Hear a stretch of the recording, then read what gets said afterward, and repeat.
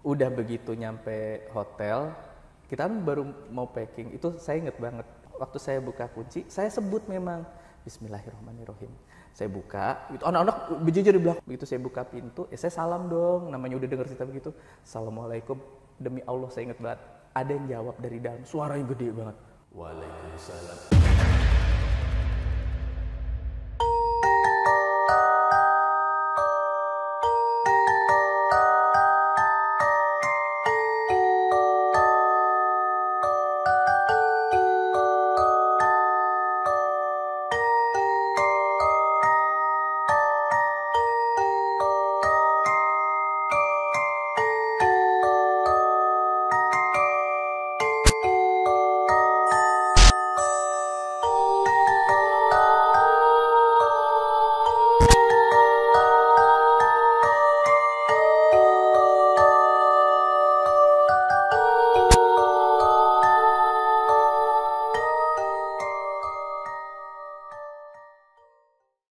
Setelah akhirnya percaya dengan dunia gaib, itu ada ya Mas ya.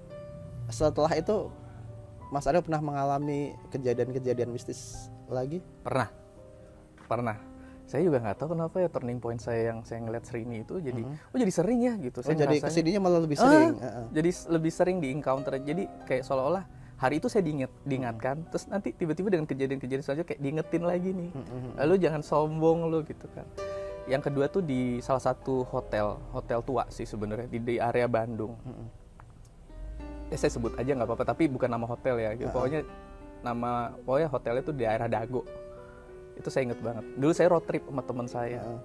Saya punya geng dulu isinya berenam lah gitu, cowok-cowok semua.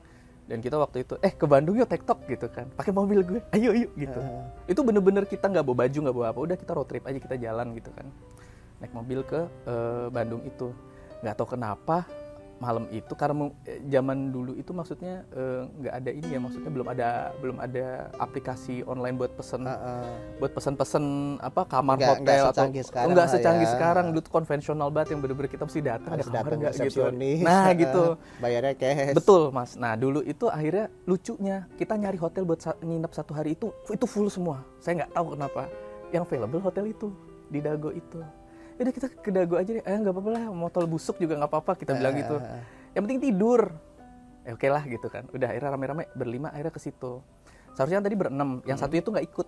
Jadi jumlah kita ganjil nih. Yang sebenarnya kalau di tempat-tempat keramat kan kita tahu jumlah ganjil tuh nggak bagus ya. Nggak boleh emang katanya boleh. Kan sesuatu yang ganjil itu. Exactly, harus ada yang ngedepin nanti. Nah gitu. Nah itu kejadiannya pas waktu di hotel itu kita udah check in.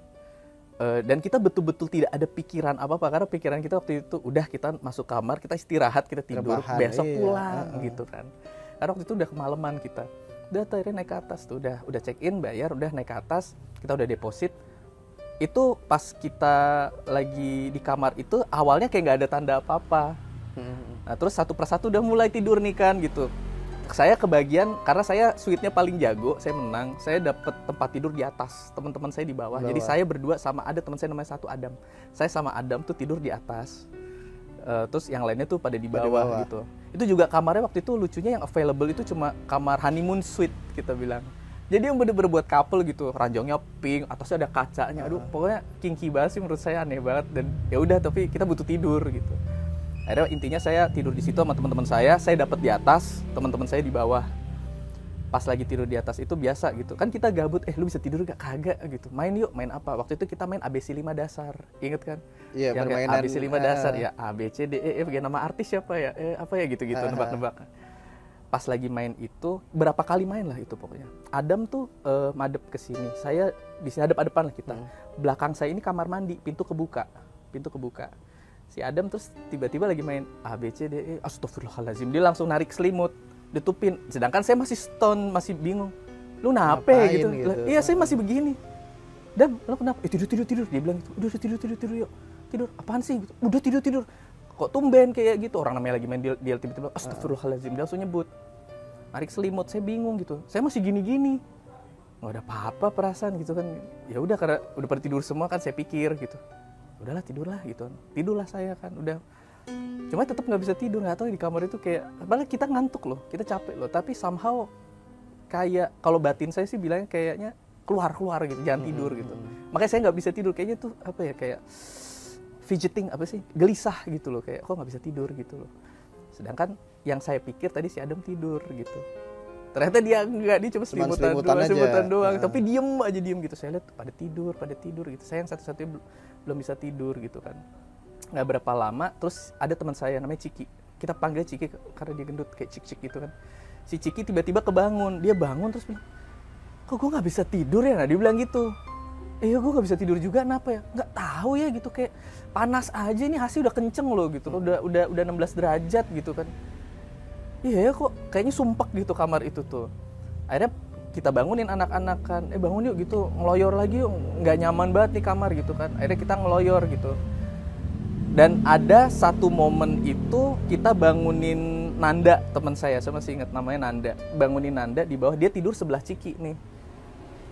Ndak, itu saya soal yang bangunin. Ndak, bangun ndak gitu. Dia tuh punya kebiasaan, biasanya tidur itu ini giginya beradu. Giginya beradu gitu kan. Kita soalnya sering nginep bareng jadi tahu, giginya beradu. Tumben-tumbenan dia tidur itu dalam kondisi dia ngorok kenceng banget. Terlelap. Tumben banget. Yang saya kaget waktu saya bangunin, dia udah sadar, suara ngoroknya masih ada. Itu aneh sih menurut saya. Ngoroknya siapa? Tapi cuma kayak sekali gitu doang. Tapi dianya udah melek. Lah itu yang ngorok. Iya, yang ngorok siapa? Tapi suara dia gitu. Tapi ya dia udah bangun. Udah melek. Nah, itu tapi saya waktu itu masih mikir, kok gini? Tapi saya mikir udah karena buru-buru gitu kan. Saya enggak terlalu mikirin banget. Udah akhirnya kita belum packing, belum apa, cuma memang statusnya kita masih nginep di hotel itu. Kita keluar lagi akhirnya, padahal ngantuk banget tuh, Mas. Kita keluar lagi akhirnya kita ke McDonald's Dago. Saya masih inget banget. Nongkrong itu udahlah gitu, jajan kayak apa gitu. Di situ baru cerita satu-satu. Ternyata udah aneh-aneh gitu ceritanya. Jadi sebenarnya nggak cuman si Adam aja yang ternyata mistis. Cuma banyak. Nah kalau si Ciki itu cerita katanya nggak bisa tidur karena di kupingnya tuh kayak ada gitu, kayak ada suara noise berisik gitu, tapi nggak kedengeran gitu suaranya apa. Kalau saya yang barusan ngalamin, saya cerita, ya itu gue bangunin si Nanda, ngoroknya masih ada, orangnya udah mingkem, udah melek, ngoroknya masih ada. Ngorok siapa? Gue bingung. Aku cerita juga di situ. Gongnya si Adam sebelah saya, dia bilang yang lagi main lagi main ABC 5 dasar. Dia bilang, yuk lu tahu nggak tadi kenapa gue tiba-tiba langsung nyuruh lo tidur di belakang lo persis di kamar mandi. Waulohi, dia bilang katanya, gue lah ada perempuan baju merah, rambutnya panjang banget, gue takut banget. Lah yang bener lu jangan nakutin gue, orang gue nengok ke belakang kagak ada gitu. Sumpah yo gitu. Terus siapa lagi yang bilang, pokoknya teman saya yang satunya lagi itu dia juga bilang kalau gue tadi itu, gue dari awal kita masuk itu gue dengar suara piring pecah, tapi gue nggak tahu asalnya itu dari mana. Kalian dengar nggak? Gue nggak dengar, gue juga nggak denger, dia doang. Gue gimana? Pokoknya kayak dari ujung lorong piar gitu, kayak suara piring pecah, pokoknya kayak suara beling lah dibanting. Tapi nggak ada pecahan, katanya nggak ada pecahan. Itu gue lumayan keganggu banget sih, dia bilang gitu. Ini nggak beres nih hotel nih kayaknya gitu kan. Akhirnya pas kita karena saking ininya ya, kita akhirnya berusaha balik sebelum subuh. Balik ke hotel sebelum azan. Saya masih ingat, udah balik dulu deh gitu. Rencananya udahlah kita kukutan aja deh, kita packing aja deh, pindah aja gitu kan. Udah begitu nyampe hotel, kita kan baru mau packing, itu saya inget banget. Soalnya saya yang buka kunci, saya yang megang kunci. Ini nggak pakai kartu ya, masih pakai kunci. Manual. Waktu saya buka kunci, saya sebut memang Bismillahirrahmanirrahim. Saya buka, itu anak-anak berjejer di belakang, lu aja gitu. Pada takut, pada sawan, apalagi habis ceritain begitu kan. Begitu saya buka pintu, saya salam dong, namanya udah dengar cerita begitu. Assalamualaikum. Demi Allah saya inget banget, ada yang jawab dari dalam, suaranya gede banget. Waalaikumsalam. Itu saya langsung, lu denger nggak? Iya gue denger. Nah itu denger semua kita. Itu semua kita denger, kita berlima denger. Semua denger. Iya gue denger juga. Lu denger? Iya. Siapa? Nggak tahu. Lu buruan gitu. Di situ kita kukutan. Buru gitu kan. Itu suara perempuan? Laki-laki. Berat, berarti bariton. Mungkin sosok yang berbeda dengan Nika Romandi ya? Ya bisa jadi gitu. Intinya abis itu kita udah nggak sempet ngobrol apa lagi. Kita udah kukutan. Terus kita turun, kita check out. apesnya pas kita lagi check out, kita cerita dong akhirnya sama resepsionis, Mas ini ada apa sih nih hotel gitu kok kita tidur gini-gini. Di mana-mana seharusnya ini pelajaran ya buat para ini ya, para hotelier ya. Lu jangan takut-takutin tamu. Kita nanya mesti lu pintar nutup-nutupin, dia malah dibuka. Semuanya. Dia malah buka gitu. Saya tanya, Mas, emang ada apa sih di sini gitu? Kok kita ini digangguin gitu. Dia malah bilang, "Oh, iya Mas, di sini memang sering. Kemarin yang di bawah situ juga ada tuh yang di cabin itu." Ya, mau diceritain, udah fix lah. Pulanglah, kita kan cabut. Akhirnya minta deposit cuma bisa setengah. Habis itu udah akhirnya pindah hotel, nyari-nyari tuh susah banget gitu. Tapi akhirnya ketemu hotel baru di daerah Cipaganti, saya masih inget banget. Namanya Hotel Nilan, gak tau deh masih ada apa enggak. Tapi nama hotelnya Nilan, saya ikut. Dan saat itu Nilan masih baru banget, masih bagus banget. Nah, pada saat itu at that time. Di situ kita yang akhirnya baru bener-bener bisa tidur tenang tuh di situ tuh. Dan kita berusaha untuk udah mau ngobrol menutup besok dulu ya. Ngobrol besok aja deh, kita tidur dulu, kita udah capek banget itu kan. Dan benar pas waktu sarapan gitu kan di buffetnya itu baru kita cerita, aneh banget tuh itu. Cuma itu jadi memorable experience sih buat kami. Jadi kalau tiap ketemu lagi, inget gak waktu ke hotel di Bandung? Iya loh. Jadi gitu. Ada kisah ya, ada kisah mistis ya. Iya, dan itu lumayan saya lega sih. Kalau yang pertama itu saya lihat Serini itu kan saya sendirian. Jadi ya mungkin ya orang mau percaya mau enggak ya monggo silakan ya, tapi saya tahu apa yang saya lihat. Saya tahu banget apa yang saya lihat. Kalau yang kedua ini kan rame-rame. Jadi ada teman cerita, orang kita semua ngalamin kalau gitu. Butuh validasi ya ada temennya, ada yang lainnya. Ada, kan enggak cuma saya sendiri. Itu sih Mas gitu yang kedua tuh, yang gongnya. Jadi ya udah semenjak itu sih jadi makin percaya. Cuma doa saya sih ke depannya sih kalau bisa, aduh ya Allah, jangan lagi. Saya maksudnya apa ya? Saya nggak yakin mental saya ternyata sekuat itu gitu loh. Karena kan kita juga nggak tahu ke depannya ntar ketemu apa Bener. Gitu. Nah itulah kurang lebih seperti itulah. Terus pengalaman saya yang lainnya itu malah kejadiannya tuh di rumah saya sendiri, rumah yang masih saya tinggalin sekarang. Jadi saya tinggal di rumah, saya sekarang tinggal sendiri sama ART saya. Itu di rumah peninggalan keluarga memang kan gitu. Jadi semenjak keluarga besar saya maksudnya ada yang pindah, terus ada kakek nenek udah nggak ada gitu. Jadi saya sekarang yang tinggal di situ. Itu memang ada sih beberapa, cuma yang salah satunya yang saya inget banget itu waktu saya lagi kerja di rumah gitu. Dan waktu itu belum zaman Covid, jadi sebenarnya belum ada WFH. Cuma waktu itu mungkin saya ada tugas dari kantor yang memang saya harus cepat selesaikan gitu. Jadi saya begadang. Jadi saya set up kantor kecil memang di rumah saya. Jadi itu kan rumah bentuknya 2 rumah dijadiin satu.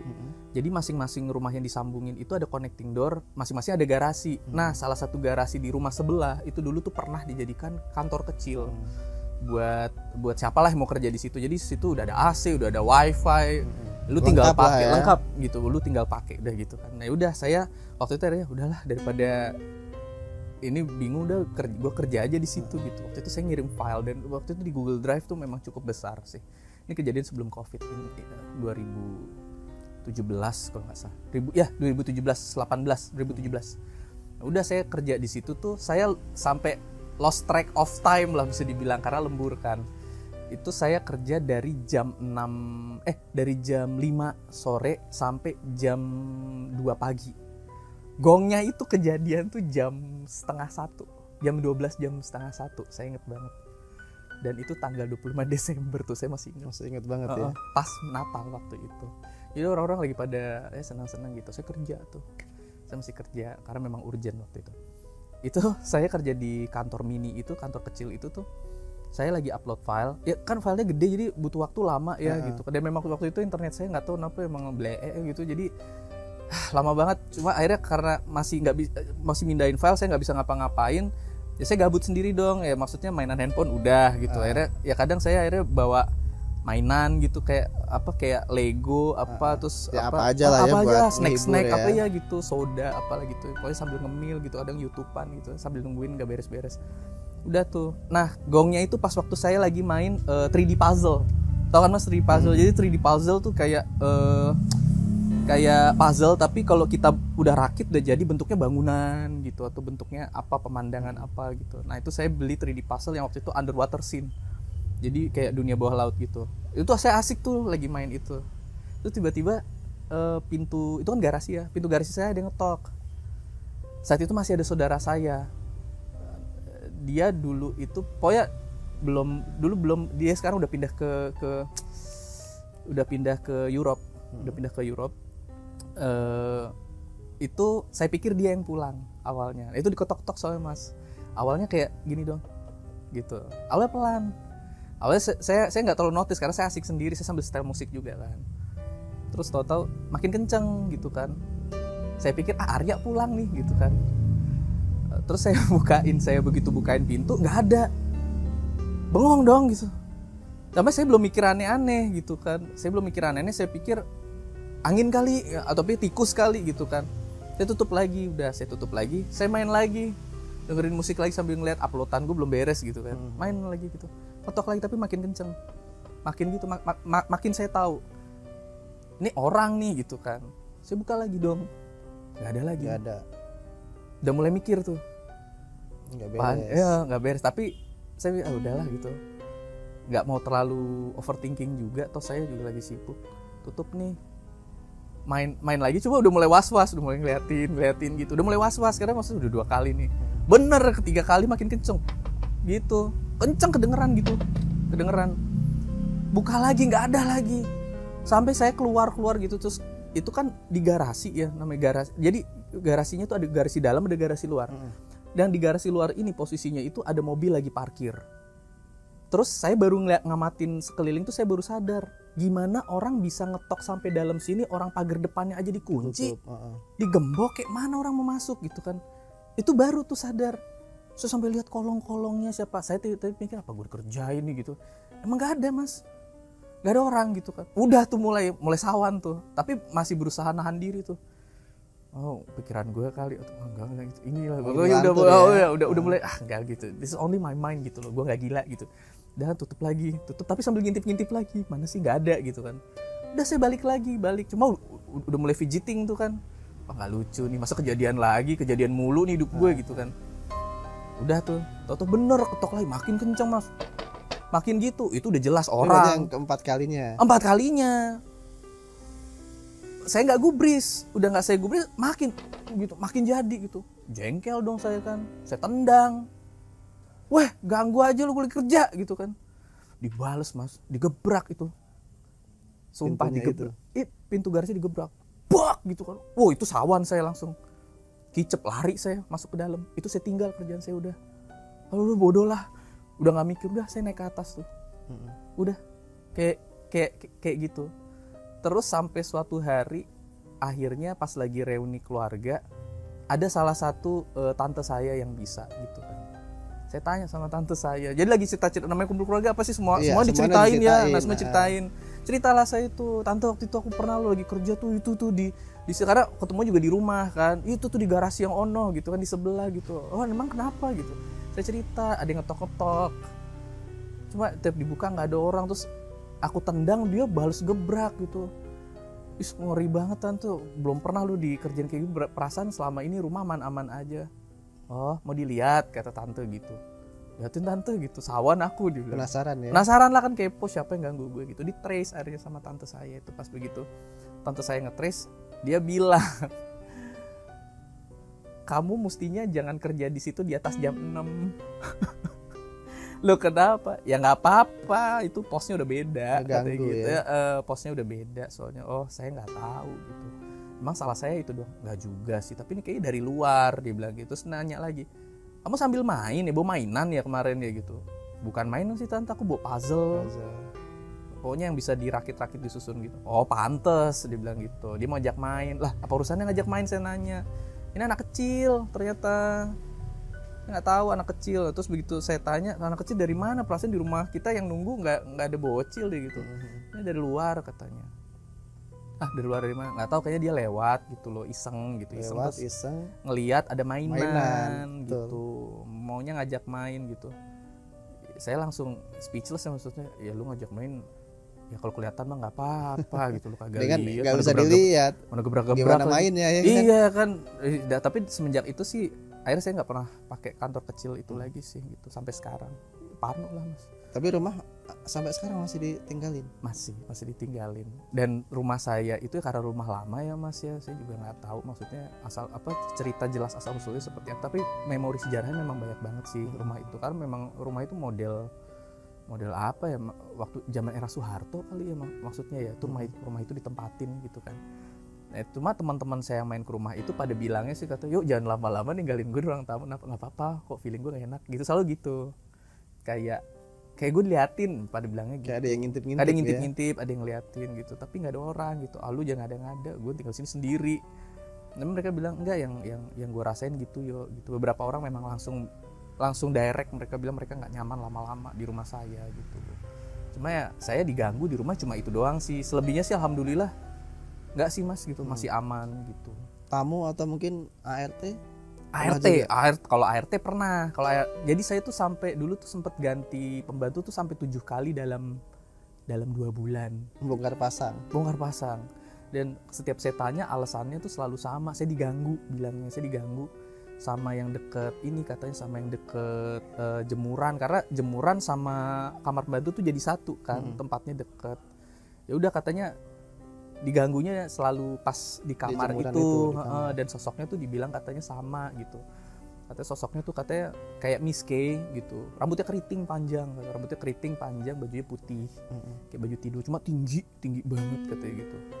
Nah terus saya nanya, emang lu diapain? Ya gitu mas, kadang-kadang saya lagi setengah tidur atau nongol di sini gitu.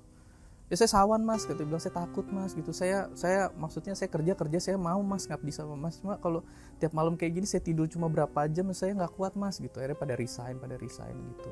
Dan itu akhirnya maksudnya, ini sekarang yang tinggal di rumah Mbak Lina namanya kan. Mbak Lina nggak tidur di kamar itu, tapi tidurnya di kamar ART yang sebelah rumah. Nah itu aman, alhamdulillah nggak diganggu. Udah berapa tahun Mbak Lina? Mbak Lina lumayan, Mbak Lina tuh ada kali 2 tahun setengah ini sih ikut saya gitu kan, dan saya cukup cocok sih sama kerjanya. Cuma Mbak Lina juga kadang-kadang kalau ada waktu tertentu nggak jelas lah, tiba-tiba ngetok kamar cuma bilang mas temenin saya dong, saya mau ngepel bawah, kayak nggak mau sendiri. Tapi kalau setiap ditanya ya pasti jawabannya gitu. Soalnya kalau saya bersihin rumah sebelah itu kayak nggak ada masalah. Tapi setiap saya bersihin rumah ini yang mas tinggalin ini, dari bau, suara itu tuh ada aja gitu. Tapi pernah tongolin nggak? Belum mas, jangan sampai, dia bilang gitu. Jangan sampai. Tapi kalau dari aktivitas kayak suara sampai aroma, dia udah nyium. Soalnya saya waktu nemenin dia lagi ngepel ruang makan itu, saya sempat nyium juga ada bau kembang memang. Cuma sekitar itu aja Pak. Saya bisa dibilang Mbak Lina ini seseorang yang cukup pemberani ya. Mungkin gak ada pilihan juga kali kan. Ya mungkin dia mikir, ya gue udah kerja di sini, kayak mana pula aku keluar cari kerja baru, malas lah aku mungkin mikirnya gitu. Apalagi kan alhamdulillah di kerja rumah saya itu nggak cukup berat ya mas ya. Maksudnya yang penting kerjaan lu beres, abis itu lu mau drakoran ya, lu mau nonton TV sampai sampai budak juga, iya saya nggak peduli, yang penting kerja lu beres gitu kan. Saya juga nggak tiap hari memberatkan ya ART saya itu dengan pekerjaan yang berat, yang tiap hari harus nyuci bersih masak gitu, enggak gitu ya nggak harus perfect banget lah. Enggak, yang penting pokoknya rumah bersih, kapanpun lu sanggup bersihin aja, yang penting bersih gitu. Ntar kalau misalnya paling tiap hari masak cuma itu doang sih paling, lebihnya untuk beres-beres, karena saya sadar maksudnya bersihin rumah 3 lantai 8 kamar kalau tiap hari mabok juga kali kan, kasihan gitu. Jadi intinya sih kerjanya cukup enak lah gitu.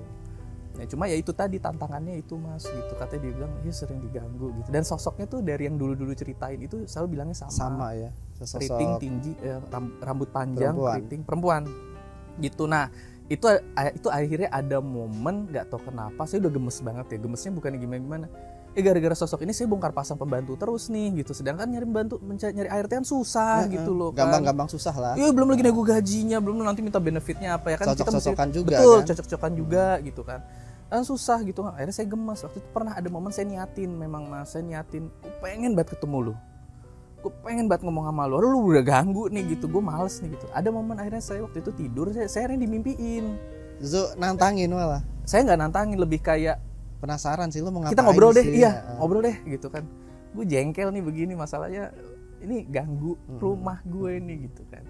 Ada momen saya pengen niatin, saya pengen banget ketemu kamu, siapapun kamu saya pengen ketemu, nggak tahu kenapa ya, cuma mental saya makin berani lah sejak kejadian beruntun itulah. Udah tuh mas, abis itu waktu saya niatin gitu, saya tidur, saya mimpi ketemu sosok itu persis banget gitu. Terus yang diceritakan sama ART ya, sebelumnya. Dan lucunya karena namanya kita tidur kan, kita kadang kan nggak sadar kita tidur, maksudnya memang ya namanya tidur gimana sih, kayak udah tidur aja, aktivitas otak kita juga berkurang ya ketika kita tidur. Nah itu yang saya ingat ketika saya tidur, kayak seolah-olah saya sadar, kayak saya ngomong sama mas tapi saya tahu saya tidur.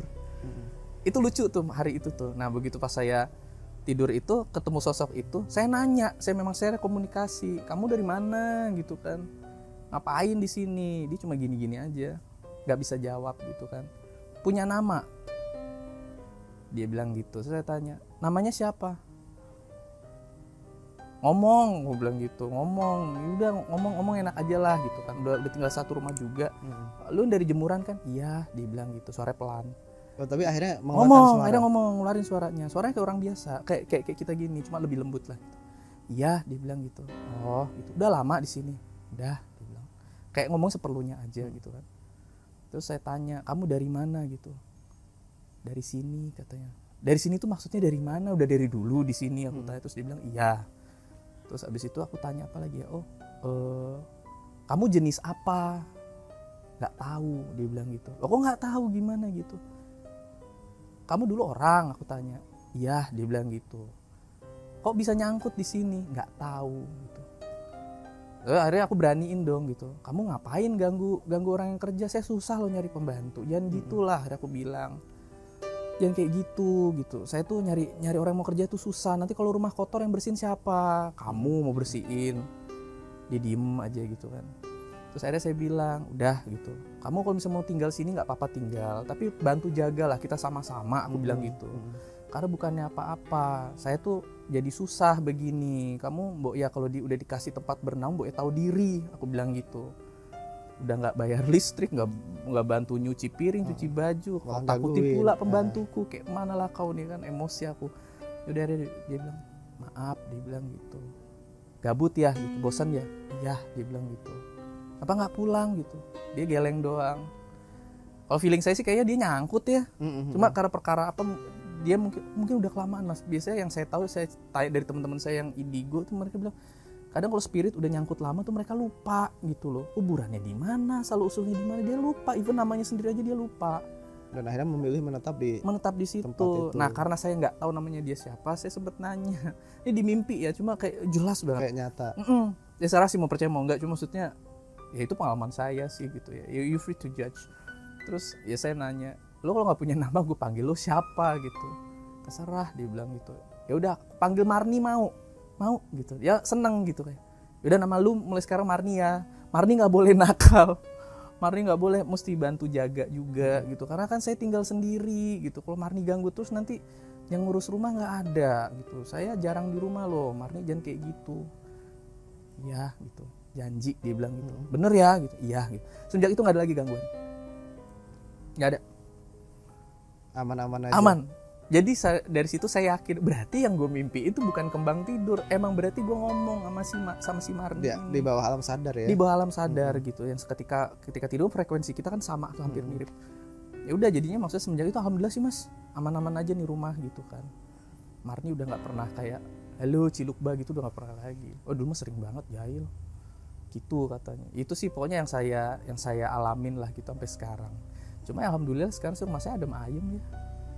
Gitu sih jadinya udah nyaman lah sekarang gitu. Kalau dulu tuh waktu belum dimimpiin sama si Marni itu tuh ya itu pembantu keluar masuk mulu. Keluar masuk.